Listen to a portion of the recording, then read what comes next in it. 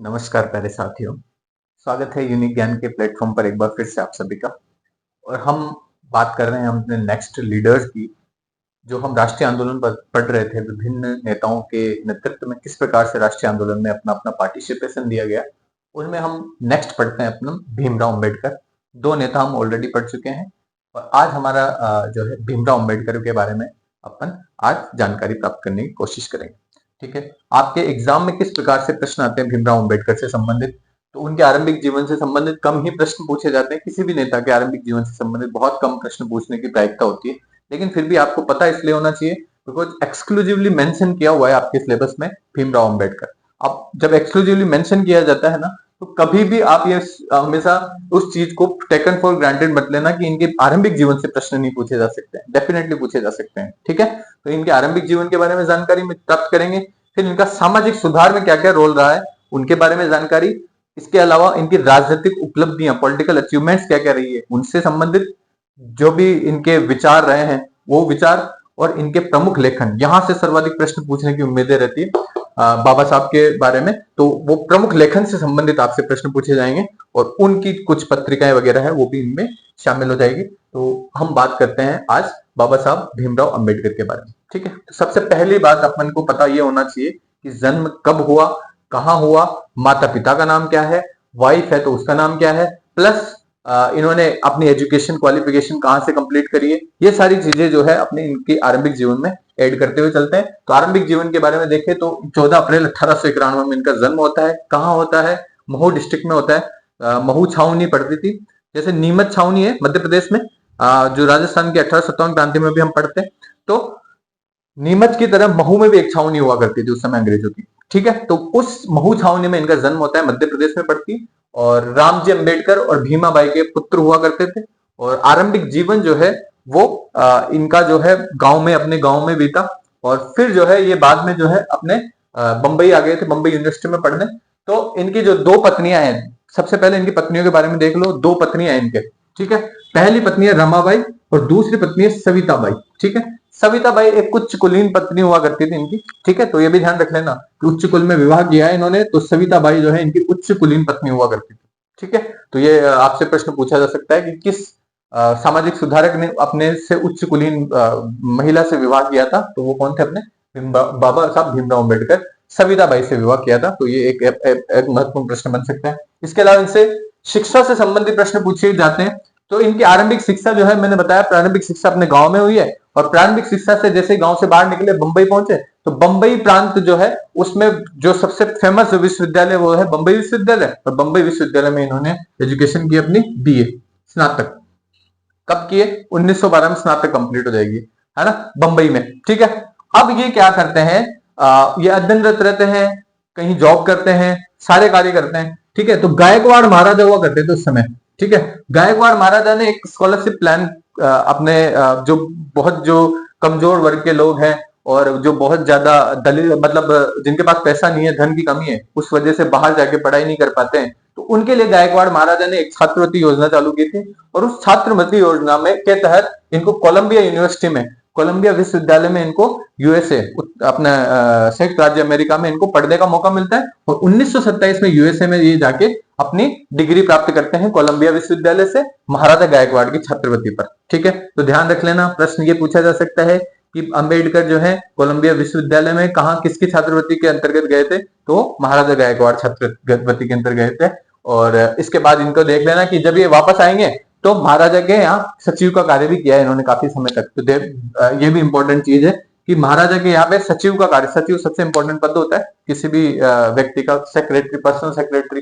तो personal secretary रहेंगे महाराजा गायकवाड़ के डॉक्टर भीमराव अंबेडकर। तो ये भी इंपॉर्टेंट न्यूज है, ये इंपॉर्टेंट इंफॉर्मेशन है। ठीक है, फिर इसके बाद अपन देखते हैं कि लंदन में स्कूल ऑफ इकोनॉमिक्स से डीएससी की जो है डिग्री प्राप्त करी है। और लंदन से ही जो है कानून की पढ़ाई वहां पे की है। तो लंदन में रहे काफी लंबे समय तक, तो वहां पे स्कूल ऑफ इकोनॉमिक्स से इकोनॉमिक्स की पढ़ाई करी है, डीएससी डिग्री मिलती थी और वो डीएससी की डिग्री प्राप्त की है। और लंदन से ही जो है कानून की पढ़ाई भी ये करेंगे। तो इस तरीके से इन्होंने काफी उच्च शिक्षा में, देखो कितना अच्छा अच्छा कार्य है, कोलंबिया यूनिवर्सिटी पढ़ के आ रखे हैं, स्कूल ऑफ इकोनॉमिक्स जो टॉप यूनिवर्सिटी है, टॉप अपने कॉलेज है, वहां से इनका अध्ययन रहा हुआ है। तो ये बहुत अच्छा जो है माना जाता है इंडिकेटर अध्ययन के क्षेत्र, अध्यापन के क्षेत्र में भी। और फिर अपन देखते हैं इनके सामाजिक सुधार से आपसे प्रश्न बहुत अच्छे से पूछे जाते हैं। सामाजिक सुधारों में इनसे दो टाइप के प्रश्न आपसे पूछे जाते हैं कि इन्होंने किस किस सत्याग्रह को लीडिंग दी है, क्योंकि आपको बेसिक एग्जाम में जो प्रश्न पूछे जाएंगे वो आपका फैक्चुअल क्वेश्चन ज्यादा पूछे जाते हैं, ठीक है। और फैक्चुअल क्वेश्चन में जो है आपके दो सत्याग्रह बहुत इंपॉर्टेंट हो जाते हैं इनसे संबंधित, जो आपको नॉर्मली किताबों में नहीं मिलता है बाबा साहब के बारे में। तो पहला तो इन्होंने काम किया है, अस्पृश्यता के खिलाफ आंदोलन किया है, ठीक है। जो छुआछूत चल रही थी समाज में, उस छुआछूत का विरोध करेंगे। दूसरा काम क्या है, जाति प्रथा का विरोध करने में, ठीक है। तो हिंदू समाज के पतन का सबसे बड़ा कार्य क्या है, किसको मानते हैं, जाति प्रथा को मानते हैं। और इनका जो है हिंदू समाज की प्रगति में बाधक भी क्या है, इनके हिसाब से जाति है, ठीक है। तो जाति प्रथा के भी खिलाफ है। तीसरा इनका है कि ये सामाजिक समानता के पक्षधर है, कि समाज में जो है सभी लोग समान होने चाहिए। तो इनका तीन जो महत्वपूर्ण सामाजिक मूल्य थे वो ये थे कि एक तो अस्पृश्यता के खिलाफ मैं आंदोलन करूंगा, दूसरा जाति प्रथा का विरोध करूंगा, तीसरा सामाजिक समानता के पक्ष में बात करूंगा। तो अस्पृश्यता के खिलाफ जो आंदोलन किया उसमें क्या क्या आंदोलन थे, दो आंदोलनों का नाम आप विशेषतः याद रख लेना। एक महार या महार भी कहते हैं इसको, है ना। महार देखो खुद है ना, महार जाति से संबंधित है। और महार जाति उस समय ये अपना जो मध्य प्रदेश और बंबई वाला एरिया है, महाराष्ट्र वाला एरिया है, उसमें जो है निम्न जाति समझी जाती है, दलित जाति समझी जाती है, महार जाति। और उस जाति से संबंधित व्यक्ति थे। और वहां के जब लोगों को, महार जाति के लोगों को जब इन्होंने देखा कि सार्वजनिक जल स्रोतों से जो है इनको पानी नहीं दिया जा रहा, तो उन्होंने जो है इसके खिलाफ आंदोलन चलाया। और इसको बोलते हैं अपन महार सत्याग्रह। क्या बोलते हैं इसको, महार सत्याग्रह। बहुत महत्वपूर्ण है। महार सत्याग्रह भी कहते हैं या महार सत्याग्रह भी कहते हैं। 1927 में सत्याग्रह हुआ। जैसे कोलंबिया विश्वविद्यालय से पढ़कर आए, 1927 में पढ़ के आए कोलंबिया से, और उस समय जो है इस आंदोलन को इन्होंने लीड किया था। तो एक बहुत इंपॉर्टेंट बात ध्यान रख लेना कि कोलंबिया विश्वविद्यालय से आने के पश्चात डॉक्टर अंबेडकर ने कौन सा आंदोलन को लीड किया है या कौन से आंदोलन को नेतृत्व किया है, वो था अपना महार सत्याग्रह का, ठीक है, 1927 में। ठीक, क्यों किया गया था कि सार्वजनिक जल स्रोतों से जो दलितों को पानी पीने के लिए मना किया जा रहा था, उसके खिलाफ ये आंदोलन है, ठीक है, सत्याग्रह। फिर दूसरा एक सत्याग्रह हुआ है जो मंदिर में प्रवेश से संबंधित सत्याग्रह, कि मंदिर में दलितों का प्रवेश होना चाहिए। और उस सत्याग्रह का नाम भी बहुत महत्वपूर्ण है, नासिक में सत्याग्रह हुआ है, बहुत जगह इंपॉर्टेंट है। नासिक में सत्याग्रह हुआ है। और कलाराम मंदिर सत्याग्रह इसको कहते हैं, ठीक है। कालाराम मंदिर भी आपको कहीं जगह मिलेगा, कलाराम मंदिर भी आपको कहीं जगह मिलेगा, ठीक है। तो कलाराम मंदिर सत्याग्रह का संबंध कहां से है, नासिक से है। कब कर रहे हैं, 1930 में कर रहे हैं, ठीक है। तो 1930 वाला जो है ये भी ध्यान रख लेना कि कलाराम मंदिर सत्याग्रह किया जा रहा है 1930 में, नासिक में किया जा रहा है, ठीक है। वो मंदिरों में प्रवेश से संबंधित सत्याग्रह। एक इनका जो योगदान है वो ऐसा माना जाता है इनका, जैसे गांधी जी ने जो है वो भी अस्पृश्यता के खिलाफ जो है आंदोलन करेंगे, गांधी जी भी, वो भी जो है दलितों के पक्ष में आंदोलन करेंगे। तो गांधी जी का एक फिलॉसफी थी, और वो फिलॉसफी थी कि गांधी जी मानते थे कि दलितों को दलित नहीं कह के हम हरिजन कहेंगे तो उनको थोड़ा सा अपलिफ्टेड कर सकते हैं अपन समाज में, जो है उनकी जो खिलाफ जो नेगेटिव चीजें हैं उनको डाउन करके उनको अपलिफ्ट किया जा सकता है नाम का उच्चारण करके, ठीक है। तो ऐसा कौन मानते हैं, जैसे गांधी जी मानते हैं। जैसे हम जो है पहले विकलांग बोलते थे, आजकल उनको दिव्यांग बोलते हैं। और उसका मेन रीजन क्या है, ताकि जो है लोगों की साइकी पे अटैक हो कि वो दिव्य अंग है, और ये से लोगों की साइकी पे अटैक होगा कि ये हरिजन है, हरि के जन है, ठीक है। तो ये इस तरीके की जो अप्रोच थी वो किसकी थी, गांधी जी की थी। लेकिन ये जो है गांधी जी की इन बातों से एग्री नहीं कर रहे थे, और इन्होंने जो है दलितों के लिए एक विशेष शब्द दिया और उसको कहा अनुसूचित जाति। बहुत महत्वपूर्ण बात है, अनुसूचित जाति। अनुसूचित जाति शब्द किसके द्वारा दिया गया है, अपने डॉक्टर अंबेडकर के द्वारा दिया गया है। और हम जब देखते हैं डॉक्टर अंबेडकर को अनुसूचित जाति शब्द देंगे, अपन संविधान में जो शब्द देखते हैं वो कौन सा शब्द है, अनुसूचित जाति शब्द है, ठीक है। तो ये भी ध्यान रख लेना, इसमें डॉक्टर अंबेडकर का बहुत महत्वपूर्ण रोल है। इसके बाद हम इसकी अगर इनकी पॉलिटिकल अचीवमेंट्स की बात करें तो ये पॉलिटिकल अचीवमेंट जो है इनकी आपको याद रखनी है। और ये पहली पॉलिटिकल अचीवमेंट है कि इन्होंने बहुत सारे संगठन बनाए या संघ बनाए। पहला संघ था 1930 में अखिल भारतीय दलित वर्ग संघ। क्या नाम था उस संघ का, अखिल भारतीय दलित वर्ग संघ। और इस अखिल भारतीय दलित वर्ग के संघ की अध्यक्षता करते हैं 1930 में।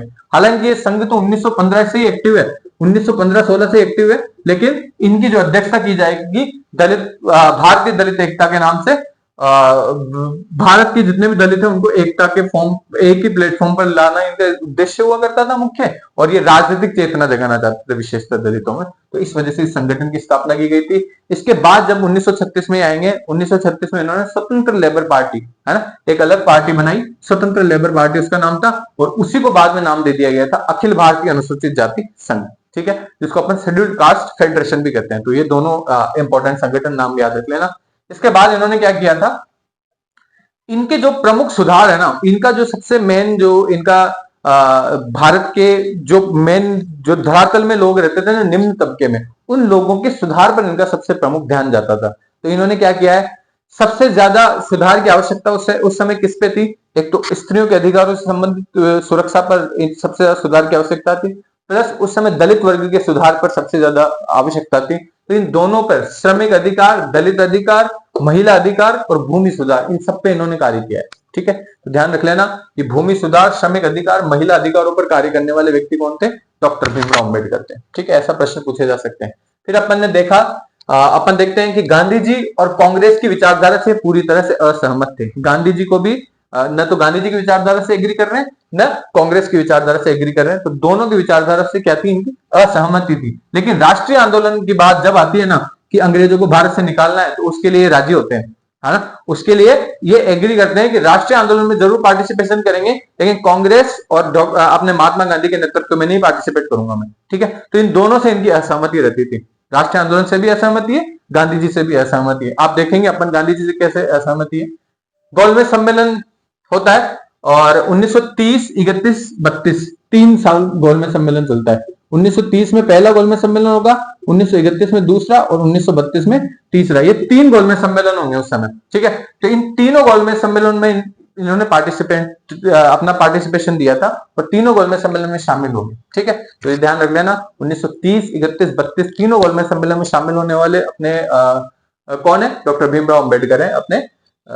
और इसी तीनों गोलमेज सम्मेलन में इन्होंने दलित अधिकारों की जो है, अपना दलित अधिकारों के प्रति जो है चिंता जाहिर की। और उसी के बाद जो है, जो तीसरा गोलमेज सम्मेलन हुआ, उसी के बाद जो है इन्होंने जब तीसरे गोलमेज सम्मेलन में इन्होंने ये रिजल्ट निकाला कि जिस प्रकार से मुस्लिमों के लिए पृथक निर्वाचन की व्यवस्था की जाए, उसी तरीके से दलितों के लिए भी पृथक निर्वाचन की व्यवस्था करी जानी चाहिए। और दलितों के लिए पृथक निर्वाचन की जब बात ब्रिटिश सरकार द्वारा कानून के तौर पर लाई गई, तो कांग्रेस जो है, कांग्रेस और गांधी जी के लिए सबसे बड़ा धक्का था। और कांग्रेस और गांधी जी को जब सबसे बड़ा धक्का लगा, तो कांग्रेस गांधी जी अम्बेडकर को बैठा के टेबल पे साथ में एक पूना पैक्ट साइन करेंगे, और पूना पैक्ट के तहत उनको जो ब्रिटिश सरकार उनको जितनी सीटें दे रही थी ना, उससे डबल से ट्रिपल सीटें जो है दलितों के लिए आरक्षित की गई कांग्रेस द्वारा। और जो है उनको आश्वासन दिया गया अम्बेडकर को कि जो जब स्वतंत्र भारत होगा तो दलितों के लिए जो अधिकार है वो सुरक्षित रखे जाएंगे। इस आधार पर जो है अम्बेडकर जो है पूना पैक्ट या पूना समझौते पे जो है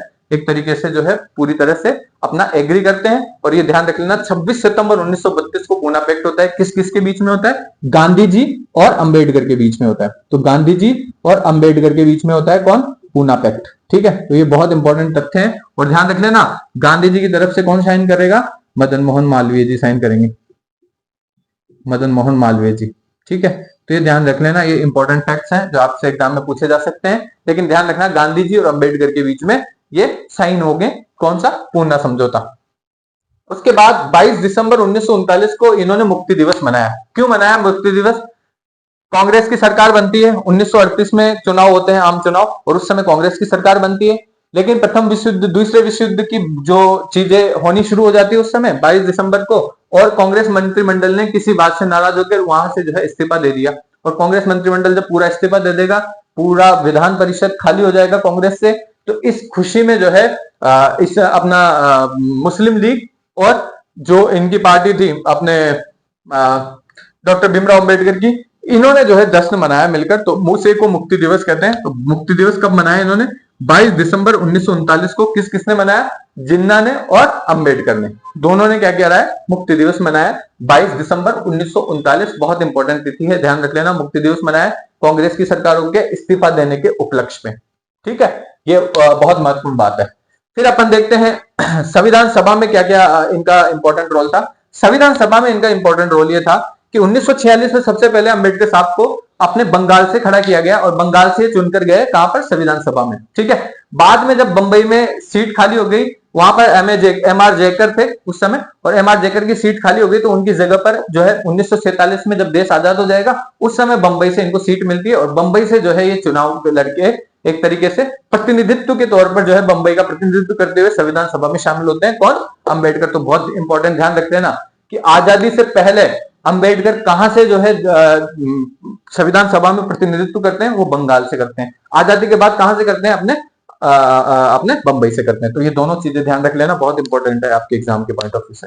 फिर अपन देखते हैं 29 अगस्त 1947 को प्रारूप समिति के अध्यक्ष बनाए जाते हैं, और भारतीय संविधान का निर्माता भी इनको कहा जाता है। और प्रारूप समिति का काम क्या होता है, बिल्कुल पूरा जो संविधान है ना उसका प्रारूप तैयार करना, कि संविधान में कौन कौन से भाग कहां कहां लिखे जाएंगे, कौन कौन सी घटनाएं कहां कहां ऐड की जाएगी, ये सारी चीजें कहां रखी जाएगी, प्रारूप समिति में। ठीक है, तो ध्यान रख लेना प्रारूप समिति के अध्यक्ष कौन है, अपने भीमराव अंबेडकर, और प्रारूप समिति का अध्यक्ष होने के नाते इनको भारतीय संविधान का निर्माता भी कहा जाता है। तो ये भी ध्यान रख लेना कि भारतीय संविधान का निर्माता किसको कहा जाता है, डॉक्टर भीमराव अंबेडकर को। फिर अपन देखते हैं जब स्वतंत्र भारत हो, अपना भारत आजाद हो जाएगा और मंत्रिमंडल चुना जाएगा, तो इनको विधि मंत्रालय, कानून मंत्रालय दिया गया। तो पहले कानून मंत्री है, विधि मंत्री पहले कौन है, अपने डॉक्टर भीमराव अंबेडकर। तो भारत स्वतंत्र भारत के पहले विधि मंत्री कौन बनाए गए, डॉक्टर भीमराव अंबेडकर। तो ये भी इंपॉर्टेंट ध्यान रख लेना।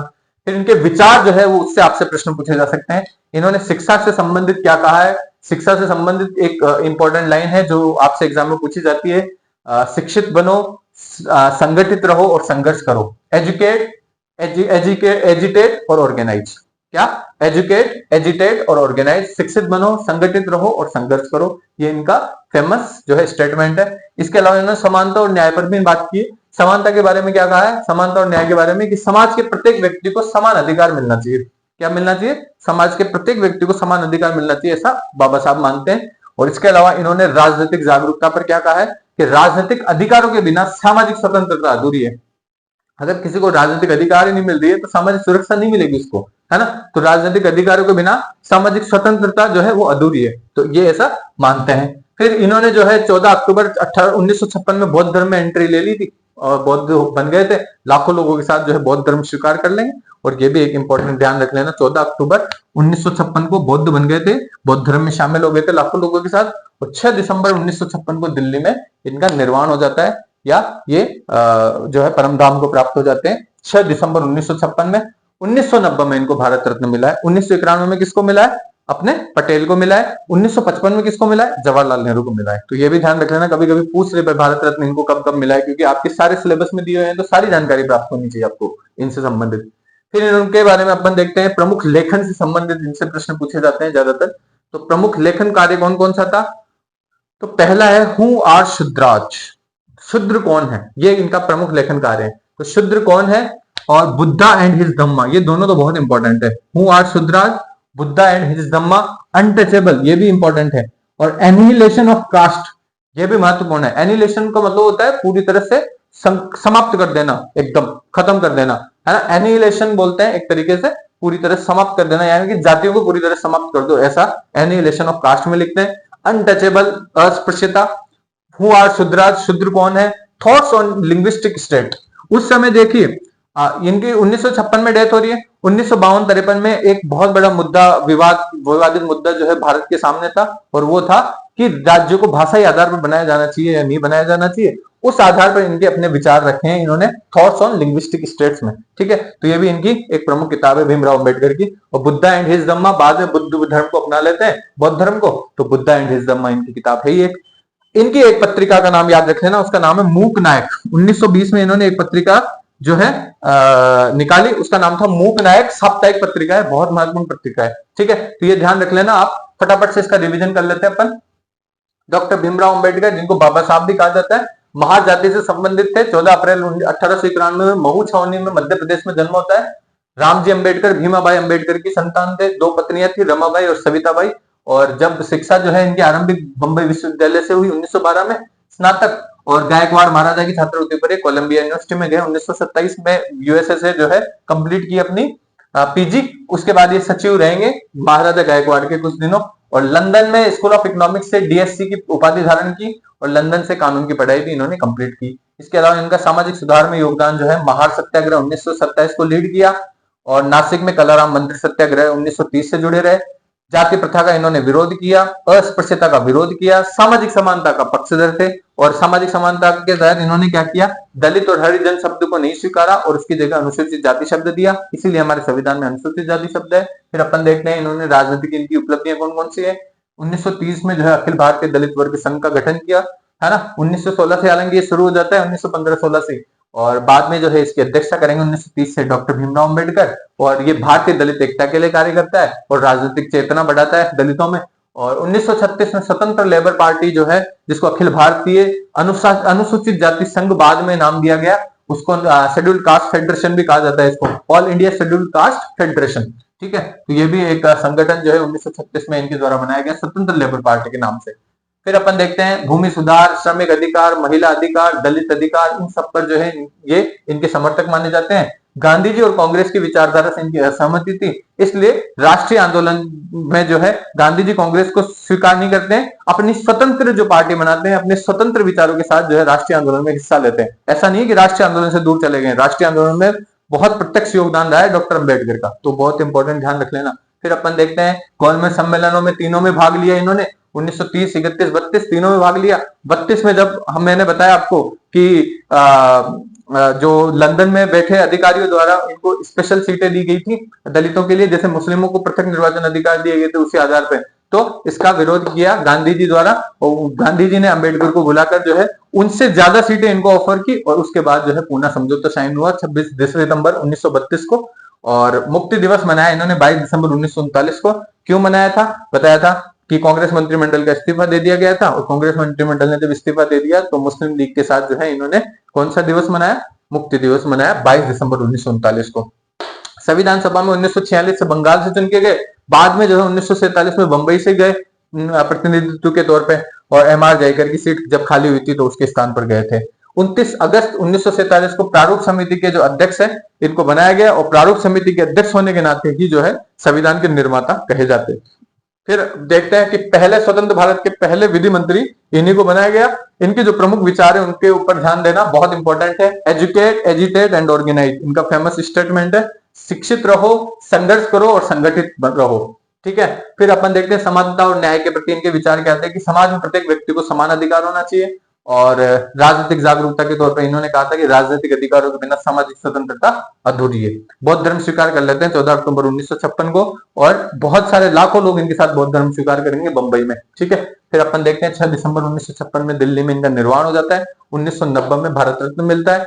प्रमुख लेखन कार्य में अगर देखें तो who are Shudras, untouchable, annihilation of caste, thoughts on linguistic state, Buddha and his Dhamma, और इनकी जो पत्रिका है मूक नायक, वो फेमस है, साप्ताहिक पत्रिका है, बंबई से निकाल रहे हैं मूक नायक, ठीक है। ये था अपने डॉक्टर भीमराव अंबेडकर यानी कि बाबा साहब। नेक्स्ट जो लेक्चर रहेगा मौलाना आजाद, तो मौलाना आजाद के बाद गांधी जी के 2 या 3 लेक्चर में कोशिश करेंगे गांधी जी की भी कंप्लीट करने की। लेकिन राष्ट्रीय आंदोलन में गांधी जी की जो भूमिका इतनी ज्यादा है, 2-3 लेक्चर में बड़ा मुश्किल लग रहा है, मुझे लगता है कि 4-5 लेक्चर भी हो सकते हैं गांधी जी पर, लेकिन फिर भी आपको पढ़ना है क्योंकि इंटरेस्टिंग भी है गांधी जी पढ़ना, और मॉडर्न इंडिया जो है आपके पूरा कंप्लीट भी हो जाएगा ये। और इसी के साथ जो है अपने लगभग नेक्स्ट वीक तक हम जो है पूरा राजस्थान हिस्ट्री ऑलरेडी हम पढ़ा चुके हैं और इंडियन हिस्ट्री भी हम कंप्लीट कर चुके होंगे, और इसी के साथ आपके 10-15 नंबरों का जो मैटर है आपका कंप्लीट हो जाएगा। लेकिन हाँ, इसमें थोड़ा सा कल्चर के 5-6 टॉपिक है जो रहे छूटे हुए हैं, तो मैं कोशिश करूंगा उन 5-6 टॉपिक्स को जो है आपको कंप्लीट कराया दिया जाए।